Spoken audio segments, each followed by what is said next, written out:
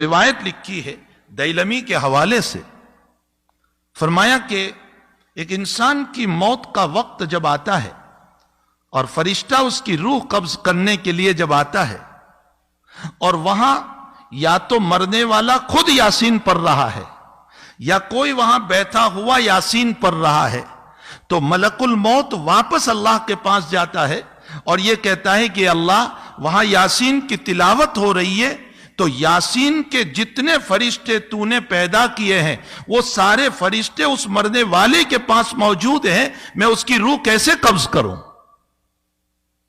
اس کی روح کو میں کیسے قبض کروں؟ وہاں تو سارے فرشتے موجود ہیں۔ تو حدیث شریف میں جناب رسول اللہ صلی اللہ علیہ وسلم نے فرمایا کہ اللہ جنت کا داروغہ، جو جنت کے اندر اللہ تعالیٰ نے بنایا ہے سیکیورٹی گارڈ، اس کا نام رضوان ہے، یہ رضوان کو اللہ بھیجتا ہے اس مرنے والے کے پاس اور اس کو جنت کے نظائر بتاتا ہے کہ یہ تیرے لیے تیار ہے، یہ باغ ہے، یہ مکان ہے، یہ چیزیں اللہ نے تیار کر رکھی، اور اخیر میں وہ جملہ کہتا ہے اللہ تیرا منتظر ہے، چل جلدی تو۔ جب یہ جملہ کہا جاتا ہے کہ اللہ تیرے انتظار میں ہے، وہ اپنی روح چھوڑ دیتا ہے۔ یہ یاسین شریف کی برکت ہے۔ حدیث شریف میں آتا ہے کہ موت کے موقع پر اگر یاسین شریف کی تلاوت کی جائے تو روح کے نکلنے میں بہت آسانی پیدا ہو جاتی، سہولت پیدا ہو جاتی۔ اس کی وجہ یہی روایت ہے کہ اس موقع پر فرشتے کی آمد پر رضوان کی آمد ہوتی ہے اور اس کو جنت کی بشارتیں سنائی جاتی ہے، جنت دکھائی جاتی ہے، جس کے نتیجے میں وہ تیار ہو جاتا ہے آخرت کی طرف اور وہ رغبت کرتا ہے آخرت کی طرف۔ تو سورہ یاسین شریف کتنی اہم سورت ہے۔ روایتوں میں ہے کہ بیماریوں کو دور کرنے کے لیے سورہ یاسین کی تلاوت ہے، اور اگر زیادہ بیماری ہے تو عروس القرآن پڑھو۔ عروس القرآن کا معنی سورہ رحمان، سورہ رحمان پڑھو۔ اور اگر لا علاج بیماری ہو گئی، ڈاکٹر نے منع کر دیا کینسر ہے اچھا نہیں ہوگا، ایڈس ہے اچھا نہیں ہوگا، فلاں بیماری ہے اچھی نہیں ہوگی، یہ وبا چل رہی ہے اور لنگس سارے ڈاؤن ہو چکے ہیں، اب یہ اچھا نہیں ہوگا، تو اللہ کے حبیب نے فرمایا سورہ تغابن پڑھو، اللہ لا علاج مرض کو اچھا کر دے گا۔ کتنی دیر لگتی ہے سورہ تغابن؟ 2 رکوع کی سورت ہے۔ یاسین شریف، سورہ رحمان، سورہ تغابن، ان سورتوں کے اندر اللہ نے کتنے فضائل رکھے۔ اور اگر الحمد شریف، اللہ اکبر، اللہ تعالیٰ قرآن کریم میں الحمد شریف کے باب میں یوں فرماتے ہیں کہ سبع المثانی والقرآن العظیم، فرمایا پورا قرآن اگر آپ کو دیکھنا ہو تو الحمد شریف ہے۔ اسی لیے روزانہ اہتمام کیا جائے الحمد شریف کے باب میں۔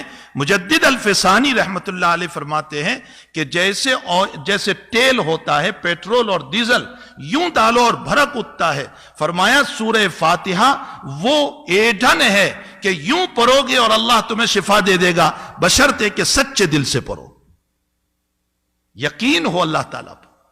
نبی علیہ الصلوۃ والسلام کا معمول گرامی تھا کہ ہر نماز کے بعد، چاہے اس کے بعد سنتیں ہو یا سنتیں نہ ہو، سنتیں ہیں تو سنتوں کے بعد، اور سنت نہیں ہے تو فرض کے بعد، حضرت کا معمول تھا آیت الکرسی پڑھتے تھے ایک مرتبہ، تو آیت الکرسی پڑھی جائے۔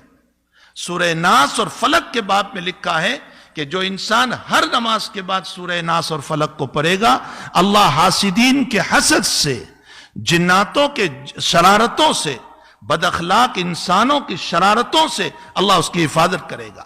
یہ نہیں کہ شرارت دور ہوگی، شرارت تو ہوتی رہتی ہے، لیکن اللہ شرارتوں سے حفاظت کرے گا، اس کو یہ فیک نہیں ہونے دے گا۔ ایک حدیث شریف میں حضور پاک صلی اللہ علیہ وسلم نے فرمایا اگر تمہاری دنیا کے باب میں مسئلہ یہ ہو گیا کہ آمدنی کم ہو گئی، حالات ٹھیک نہیں ہے، ضرورتیں پوری نہیں ہو رہی ہے، آج سارے لوگ کہہ رہے ہیں نا ضرورتیں پوری نہیں ہو رہی ہے، آمدنی کم ہو گئی ہے، دکان ٹھیک نہیں چل رہی ہے، جاب نہیں مل رہا ہے، پریشانیوں میں مبتلا ہو گئے، اللہ کے نبی فرماتے روزانہ سورۃ الواقعہ کی تلاوت کرو، اس سورہ واقعہ کی برکت سے اور میں مسجد میں بیٹھ کر قسم کھا کر کہتا ہوں ہفتہ نہیں گزرے گا اللہ راستہ کھول دے گا. سورہ واقعہ کی تلاوت کرو, اللہ راستوں کو کھولے گا. جگہ جگہ جگہ جگہ ہمارے پاس علاج موجود ہے اور ہم صرف چلا رہے ہیں کہ یہ ہو گیا, وہ ہو گیا, فلاں ہو گیا, بیماریاں ہیں, مصائب ہے, حالات ہیں. جبکہ اللہ تعالیٰ نے اس آگ کو بجھانے کی اور ان بیماریوں کو رفع کرنے کے لیے ہمیں قرآن کریم دیا ہے. ہمیں چاہیے کہ اس عظیم المرتبت قرآن کی روزانہ تلاوت کریں. کم سے کم 1 مرتبہ یاسین شریف روزانہ پڑھنا چاہیے, کم سے کم.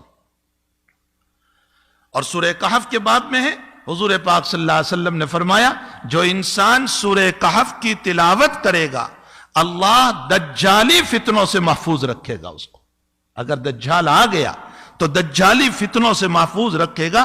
چلو آپ کہو گے ہمارے وقت میں دجال کہاں, ارے وہ بڑا دجال نہیں, چھوٹے دجال تو ہیں دنیا میں بہت سارے, جو فتین لوگ ہیں, فتنہ کرتے رہتے ہیں, لوگوں کو جو ہے پریشان کرتے رہتے ہیں, حالات میں ڈالتے رہتے ہیں. یہ چھوٹے دجال کا معنی کیا ہے؟ فریب دینا, دھوکہ دینا.